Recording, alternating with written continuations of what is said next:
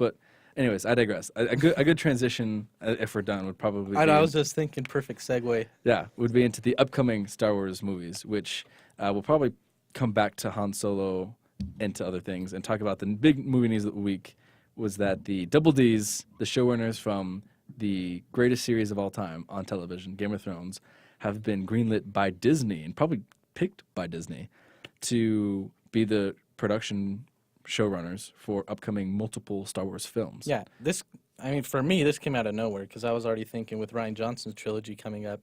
They're probably good. Okay, that's pretty packed. We're gonna have more Star Wars movies than we've ever had. Yeah. And then out of nowhere, we get this news.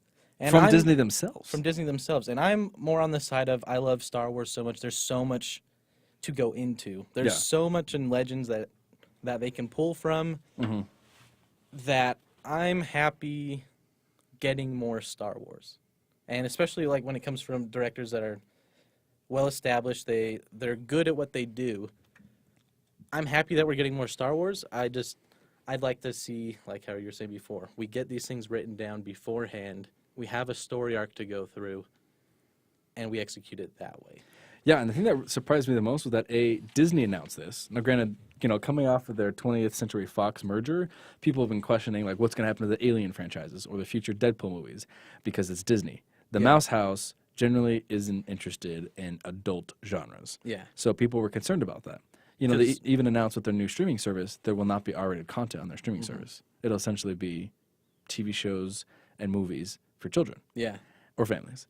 And so just after seeing that announcement about the streaming service, I felt like it was completely 180 to hear that, like, the most HBO, nudity, violence, and some very, very tough topics that probably don't need to be mentioned, involving Game of Thrones. Yes, and they get pulled on for what George Lucas says as a 12-year-old franchise.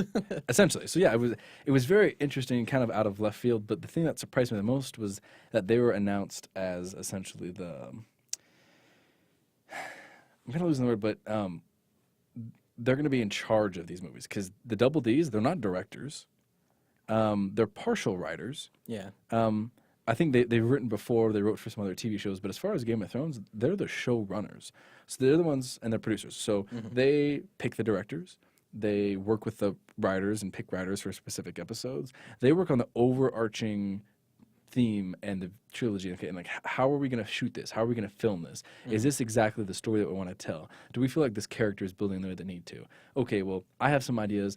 Writers take some of these ideas and see what ideas you come up with, and so they essentially make sure that everything happens within the same realm, that everything is on tone, that we're doing the right things to the characters, we're not wasting time, but we're showing this growth.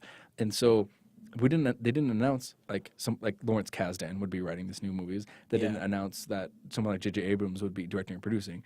It's that these people who are great at adapting stories and great about holding true to ideals and to characters and to building up all these very interesting and interweaving methods, they're in charge of Star Wars, which got me very excited because, hopefully they'll fix my biggest issues with the current Star Wars, is that there's no story planning for any big arching stories or plans or plots, and that people seem to do things that don't make sense.